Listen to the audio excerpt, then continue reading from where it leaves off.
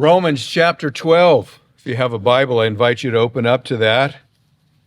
I'm going to back up to verse 1, even though our text really begins in verse 6. And hopefully you'll see why before we get too far into it. Hear the words of the living God. The Apostle Paul, after 11 chapters of doctrine, says, I beseech you, I urge you, I beg with you, I plead with you, therefore, because of all of this doctrine of this great salvation that God has given to those whose faith is in Christ. I beseech you, therefore, brethren, he's speaking to Christians, by the mercies of God, we can't do this by ourselves, that you present your bodies, not just your souls, not just your minds, but even put your body into this as a living sacrifice, holy, acceptable to God, which is your reasonable or rational service. And do not be conformed to this world, but be transformed by the renewing of your mind, that you may prove what is that good and acceptable and perfect will of God. For I say, through the grace given to me, to everyone who is among you, not to think more highly of himself than he ought to think, but to think soberly or sanely, as God has dealt to each one a measure of faith. For as we have many members in one body, speaking of the body of Christ, but all the members do not have the same function, we, being many, are one body in Christ, individually members of one another.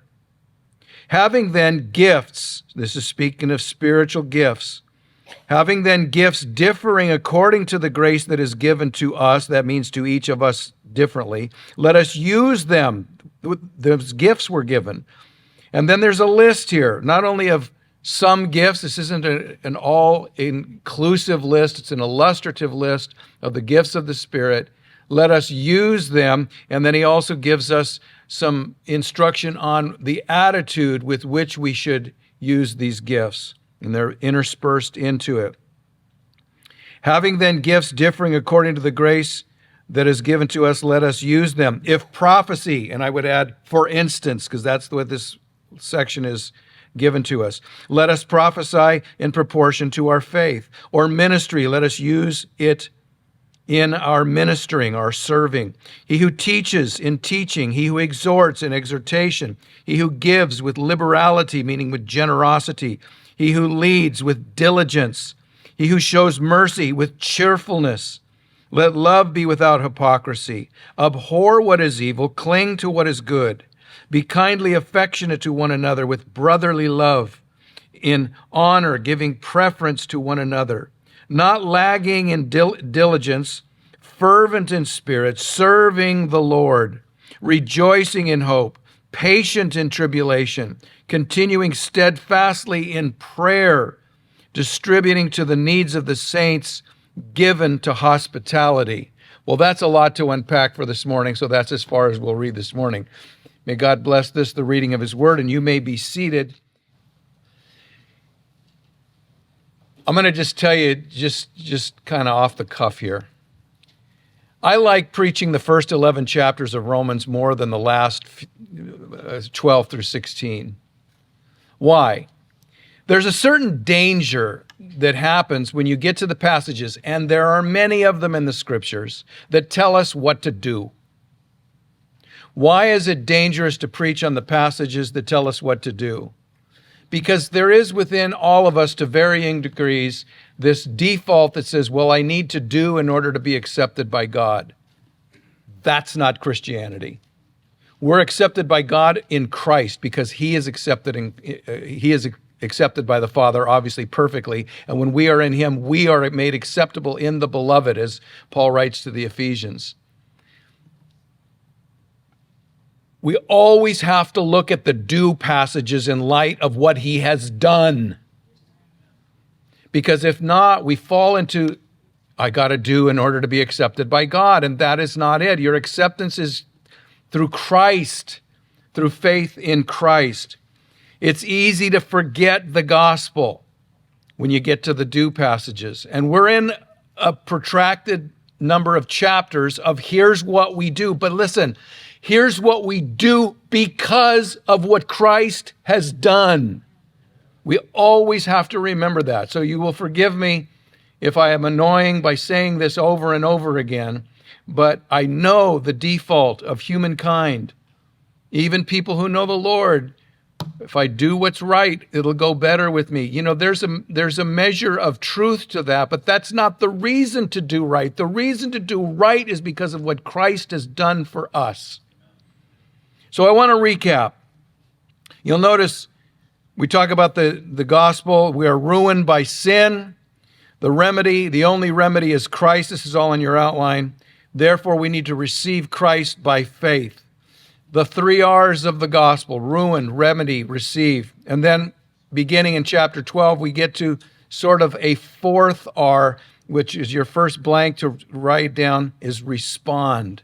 How do we respond to this wonderful salvation that Christ has given us, that we've received not by anything we've done, but through mere faith in what He has done for us? Do I make my point? I think so. Now, this next section here, because this is all review, the blanks are already filled in. So I'm going to go through them fast, and I didn't want you to get lost writing stuff down. So this section, they're all written down. How do we respond? Number 1, in verse 1, present your whole being a living sacrifice. You put your body into it. Every part of me is a living sacrifice in response to His sacrifice for me. Number 2, verse 2, do not be like the world. We were born worldly. We lived worldly lives. Now that we're new people in Christ, don't follow the world. Do not be like the world. Number 3, verse 2, retrain yourself to think like God. The renewing of our minds, meaning purging out what is of the world and what is of the flesh and what is of the devil, so that we can think like God. And then in verse 3, kind of two subpoints of number 3. In verse 3, the first area to think differently is humble yourself. We need to think of ourselves correctly. And the first and only thing he tells us, because this will cover a multitude of things, just be humble. There's a lot more things about ourselves that we need to know and be aware of, but it begins with humbling ourselves before God.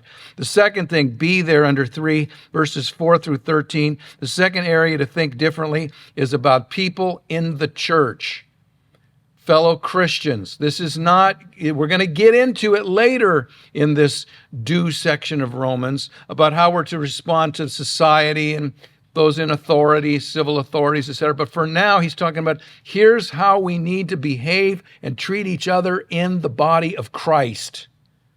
And this is not just at church, it's at home with your family, it's everywhere you go, but it's how do we treat one another. And then we looked at, again, a little bit more on this. This is a recap from last week. Verse 4, we're told we are one. That stresses our unity. We are different, and also in verse 4, which stresses our diversity.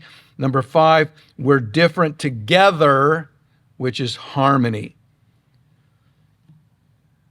Dangerous this early on to say I'm going to depart from my notes to talk about something that is of paramount importance to understand this passage. This is about the body of Christ. This is about the body of Christ. This is about your life with the church. Why is it that so many Christians, I think I know why, but I'm just asking you to think through it. Why is it that so many Christians have such an aversion to membership in the church?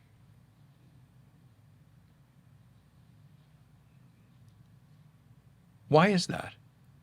Why don't we? Is it because we're afraid of commitment? Is it because we say, well, we're not joiners? What does that mean?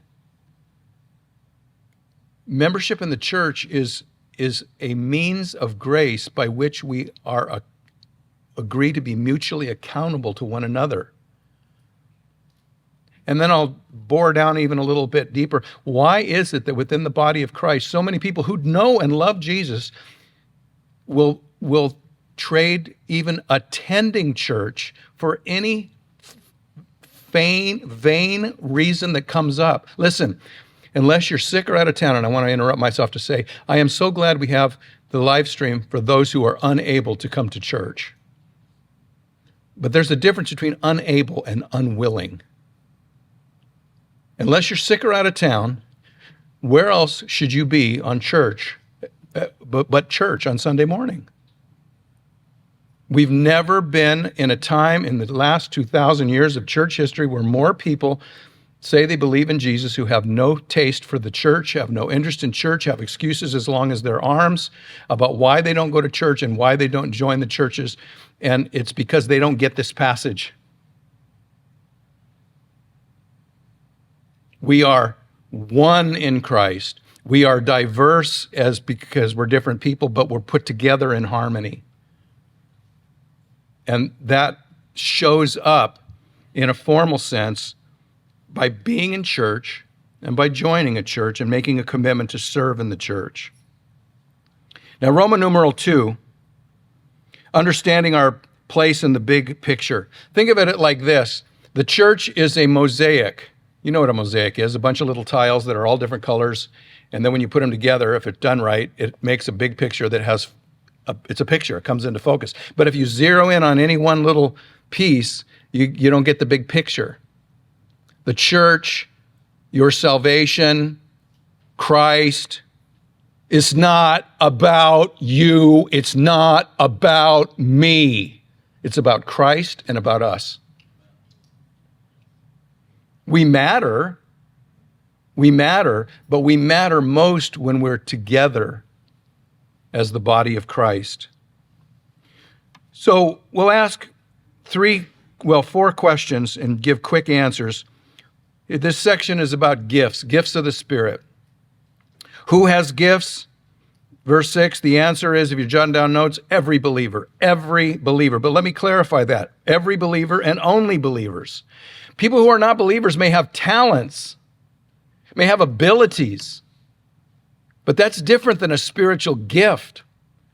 No matter how much you use a quote unquote, by the way, our natural talents are God-given too, but spiritual gifts are given to God's people with which we are to serve each other, which is how we serve Him. As much as you've done this to the least of these, my brethren, you've done it to me. Okay, I'll do that by not going to church and by not joining the church. I told you this is a do section of the word.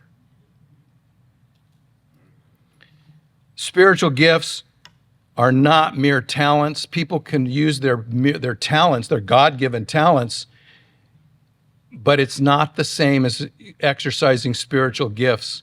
Those gifts that God has given to each one of us to serve every one of us. Are our gifts the same? Back at your outline. Verse 6, they're different. We don't all have the same gifts. Question number 3, under Roman numeral 2, why are they different? Verse 6 says, because of God's grace. What does that mean? It's His sovereign will, and His will is always right and always good. It is His sovereign will to gift us differently. If everybody was the lead singer in the band, how good would the band be? There was a country western song. Some of you are probably shocked to hear me quoting a country western song. But it was a country western Christian song. That's why I know it. And I'm probably going to botch the exact words, but the title was, Everybody Wants to Be the Lead Singer in the Band. Nobody wants to play rhythm guitar. It was in the 80s, probably written in the 60s. We are different by God's grace, and the same reason everybody in the orchestra doesn't play the same instrument. And what makes orchestral music so beautiful? It's the harmony and the blending of so many different instruments. That's the beauty of the body of Christ. We're all different. We all have something God-given to contribute, not for ourselves, but for the good of the whole. Which brings us to the next question under Roman numeral 2. What are we to do with them? Real simple, use them. Use them. Use them to do what? To bless others and to glorify God. We have gifts.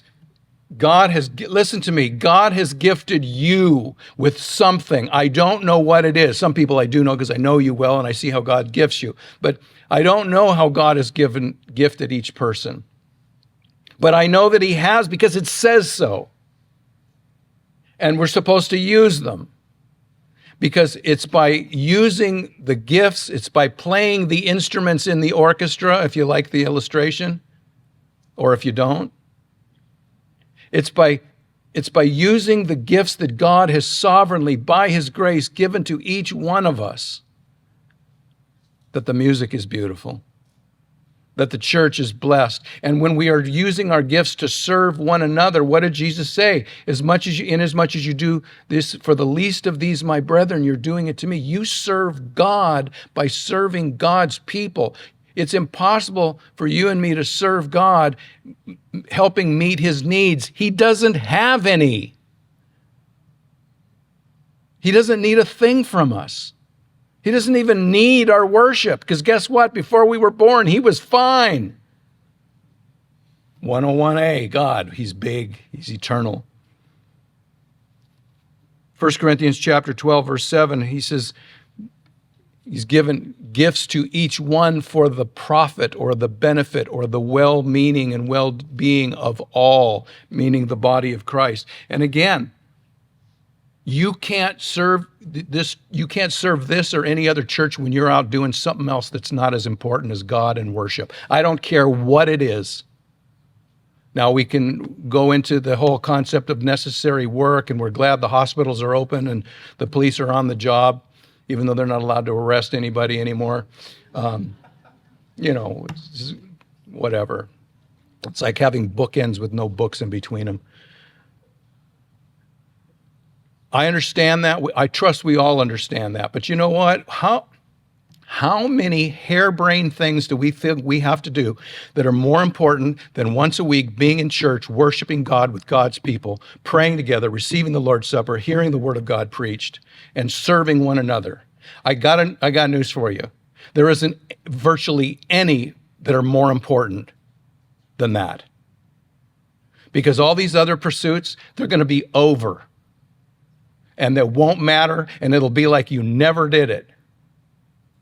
And yet, every time you serve God by serving his people, you're doing something that's eternal. You're doing something that's eternal. You got to show up. 90% of discipleship, my former pastor told me, is showing up. You have no idea how discouraging it is for people to come into a church that's empty. You have no idea how encouraging it is for people to come into a church where there's a bunch of people that are excited to be there and serving the Lord. Which one are you? Are you the one that's encouraging others, or are you the one that's discouraging others because you're busy doing something else?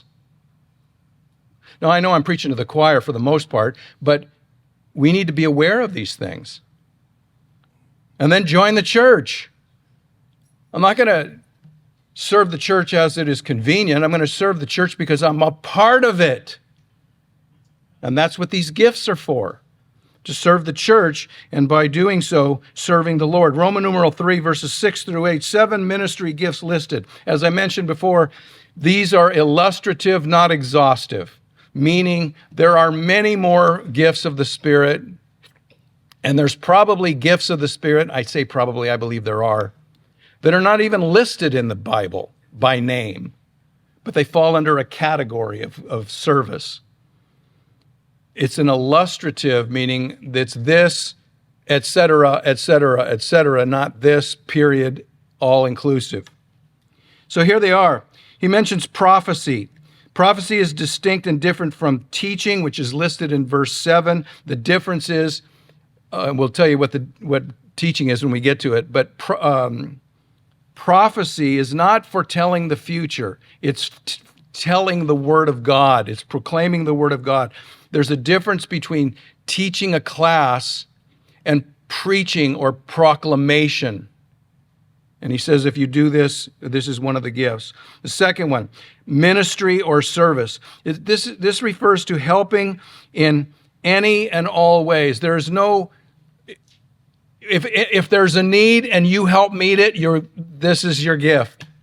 Some people all people should be doing this, but some people just have a gift. They just always want to help. I tell you what, I'm going to brag a little bit, not on myself. My oldest grandson, he's incredible. I can't even begin to tell you how incredible this kid is in terms of his serving, quietly serving. It's like you could just see the Lord in him. He just wants to help. What can I do to help? What can I do to help? What can I do to help? He doesn't want to sit around like I did when I was his age saying, somebody do for me. That's a gift. And it's not only an official ministry of the church. Obviously, if you're a deacon, which means servant, that means you're noted for being a servant and expected to be a servant. But it's not only an official ministries of the church, it's helping whenever there's a need. Whenever there's a need. You think, well, how important is it that we help those that are in need? It's really important to the people who are in need. May not be so important to you, but that's why you've got strength and got ability and you can serve because other people need help. And when you help the Lord's people, you help him. He said, this is the third time I've cited this passage, inasmuch as you do these things for the least of these, my brethren, you've done it to me. Jesus says, if you give somebody a ride, if you help somebody do something, it's as though you're helping Jesus. You say, well, when have I ever helped you? I haven't got time to go there, but read the Gospel of Matthew, chapter 25. People who are really serving don't even sometimes realize they're serving because they're just too busy trying to meet other people's needs than they are concerned about who's watching.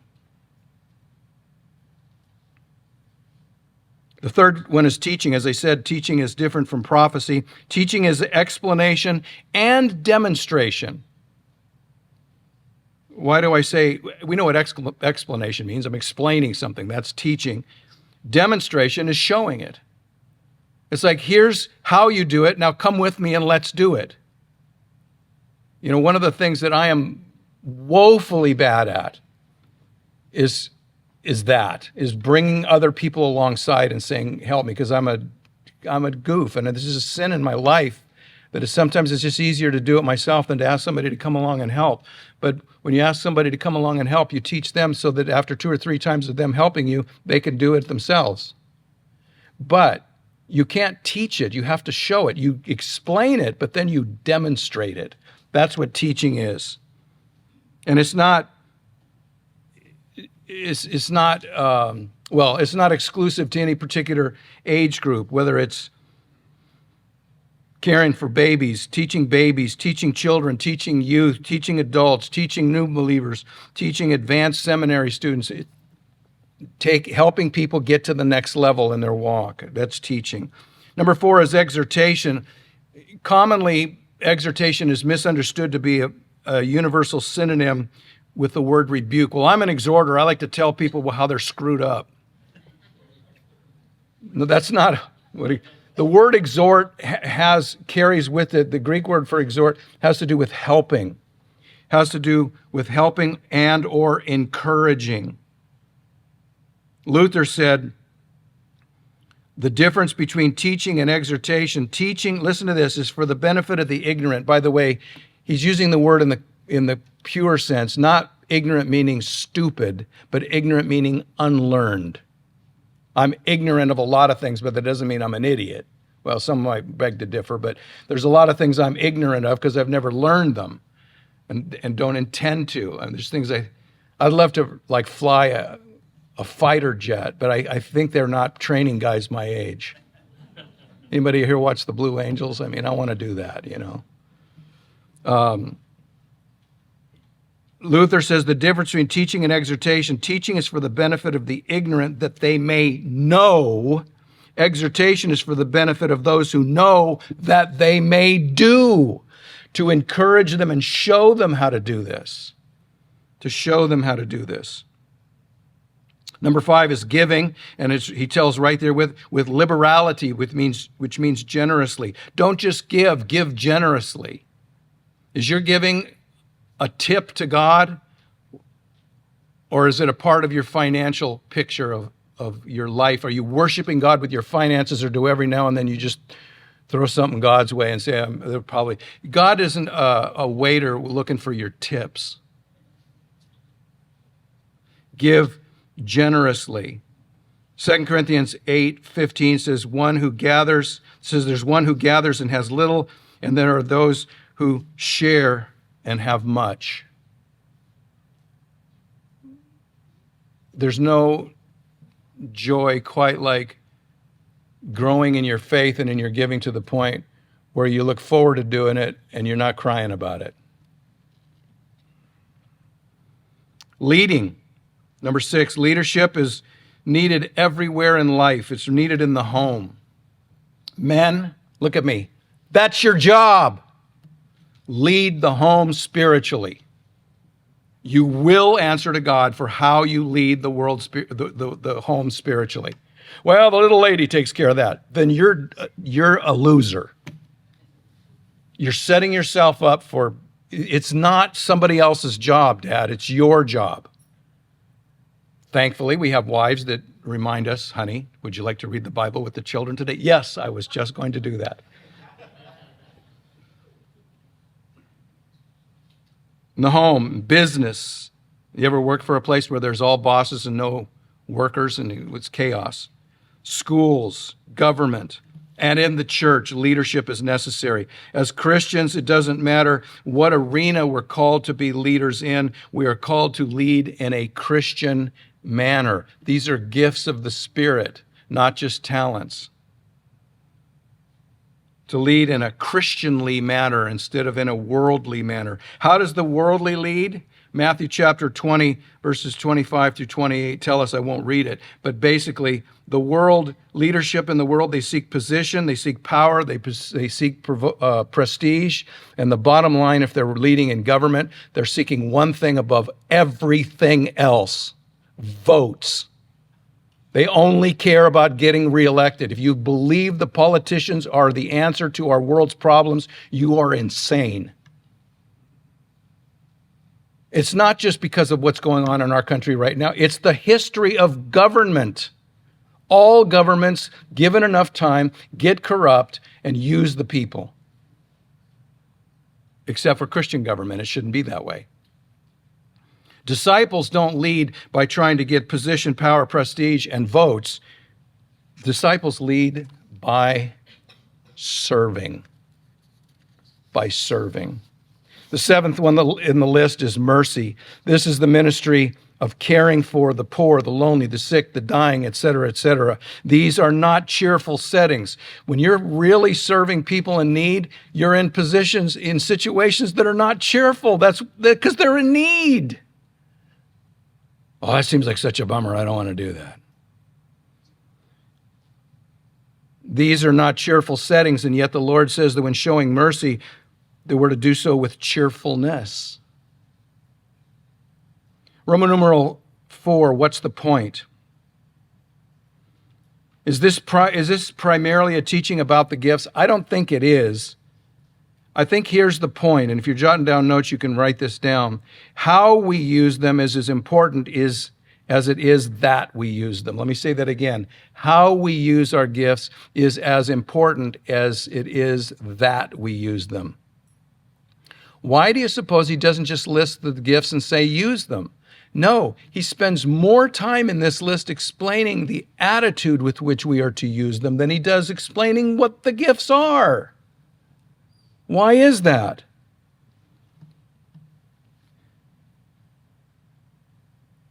Attitude is everything. Attitude is everything. We can do good deeds with a bad attitude, and it might help the people that we helped, but it doesn't please God because He cares about our hearts, not merely our actions. He cares about our hearts. Attitude is everything.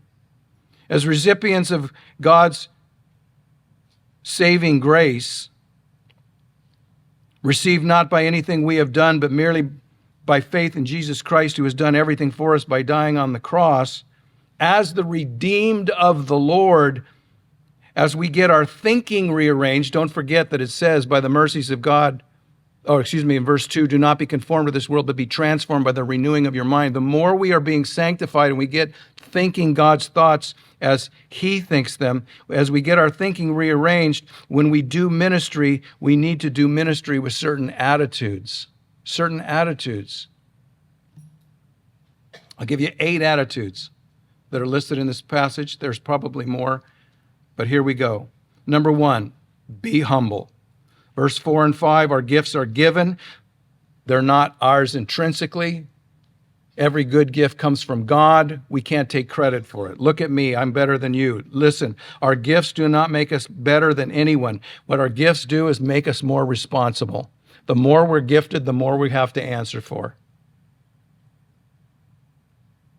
The end of verse 10, he talks about not seeking to exalt ourselves, but honoring others. Listen, Jesus made it clear. If anyone wants to follow him, what does he say? Deny yourself, take up your cross, and follow me. Deny self to serve others.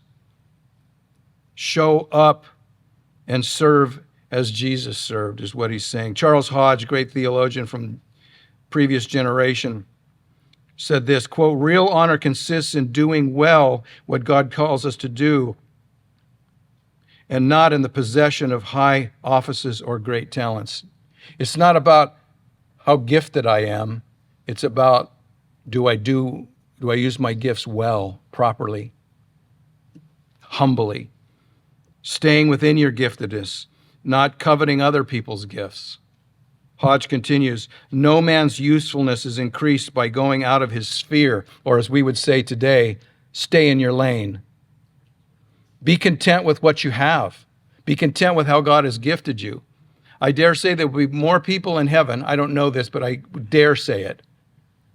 It's conceivable that there'll be more people in heaven who were not exceedingly gifted, who will be rewarded more than those who are exceedingly gifted because they did what they were called and gifted to do with the right attitude. Where if somebody has all these gifts and does them for show,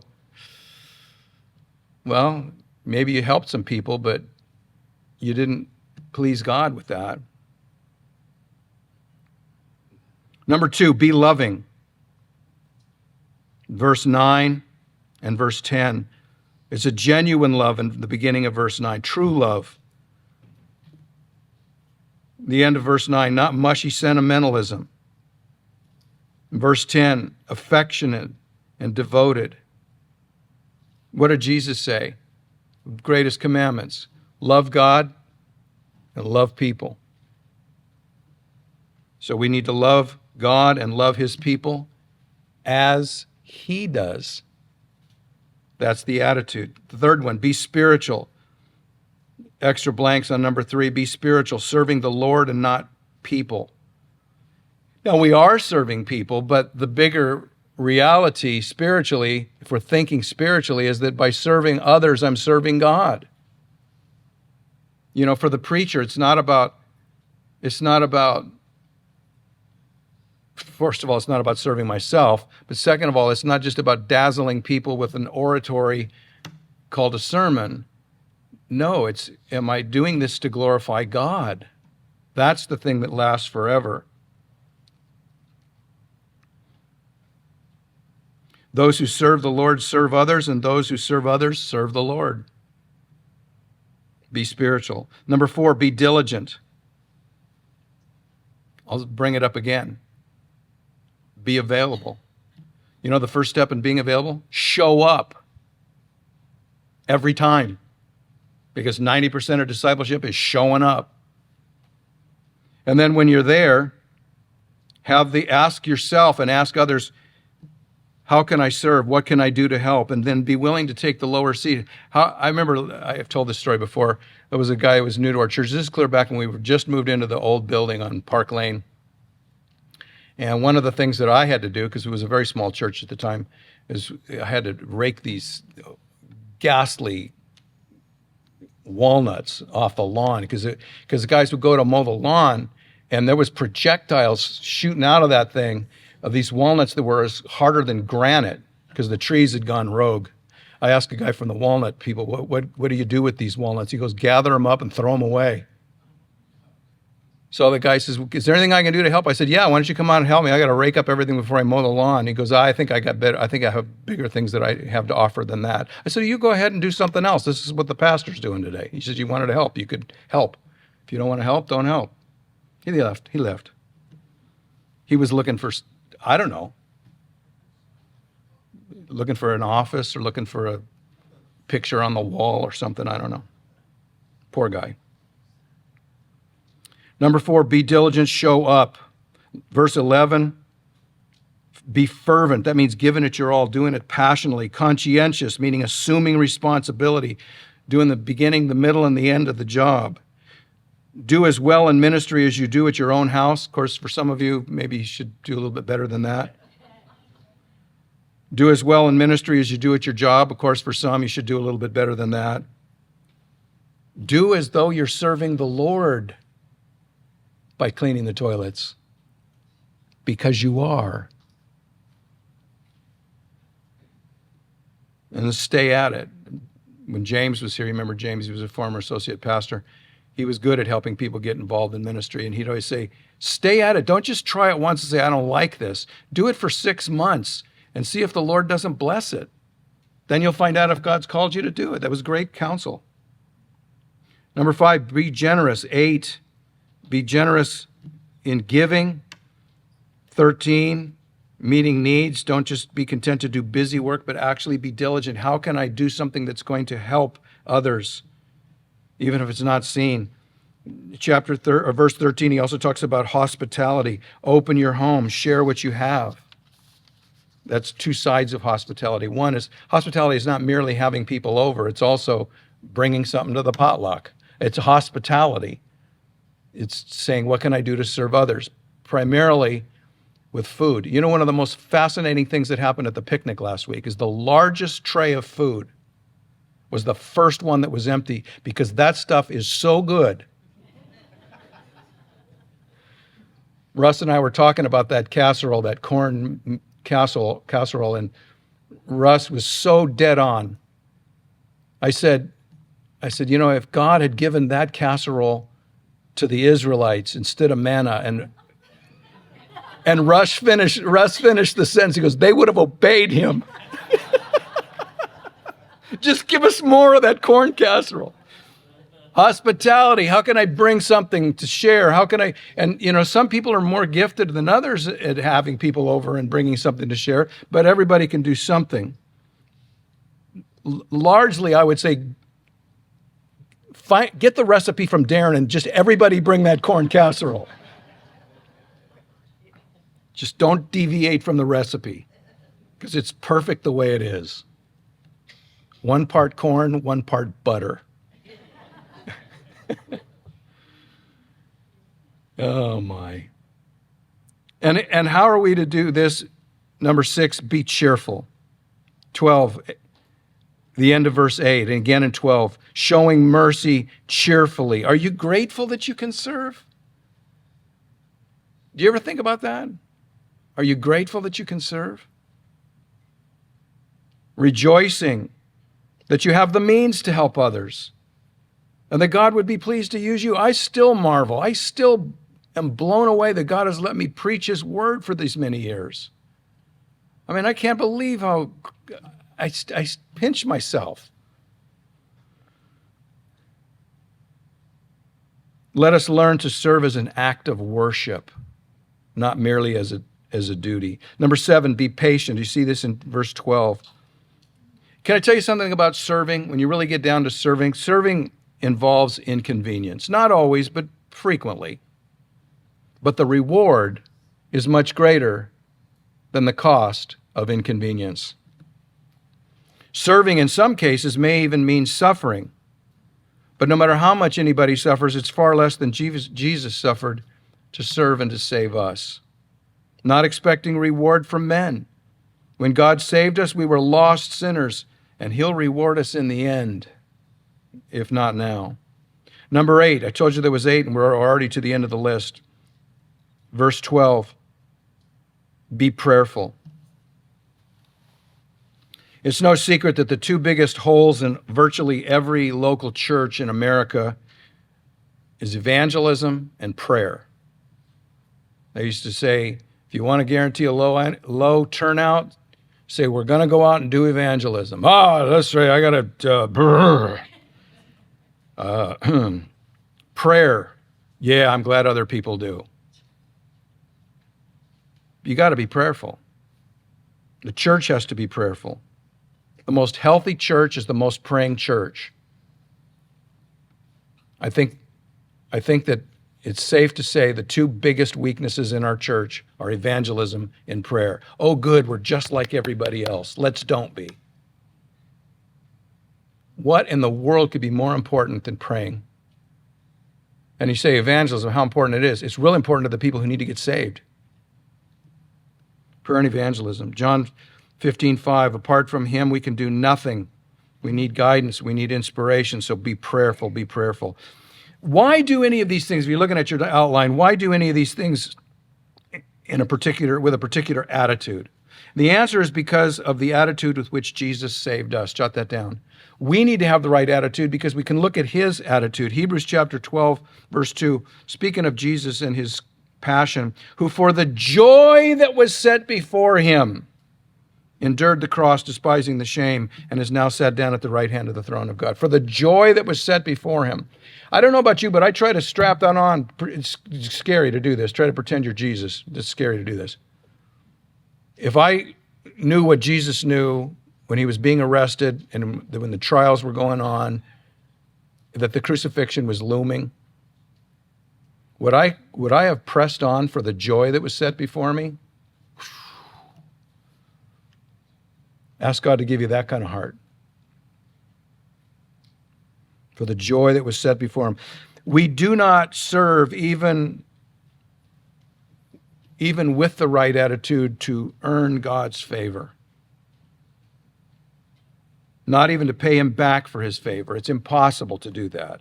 But as our hearts are overwhelmed by his love, and that's my prayer, that our hearts would be overwhelmed by his love because of his grace towards us, because of him denying himself and taking up his cross in order to save people like you and me that didn't care a whit about him. And some of us maybe even were antagonistic against him. How much more do we need to have the right attitude to serve him by serving his people? So let each one of us discover our gifts, develop our gifts, and deploy our own unique giftedness, exercising our gifts with attitudes befitting the redeemed of the Lord, who are redeemed by his grace. Now, just a quick footnote. If anybody here, and it's possible, if anybody here says, you know, I have limitations that are beyond my control, don't forget one of the first points was we're all gifted differently. We all have different strengths. We all have different abilities, different physical strengths, and nobody's saying anybody has to do everything. Of course not. We recognize he's gifted us differently, taking into consideration what we're able to do. The question isn't, am I doing everything for everybody? No, the question is, am I doing what God has called me to do for others? And by doing for others, according to Jesus, I'm doing for him. And how could you possibly do more for Jesus than he deserves? Amen.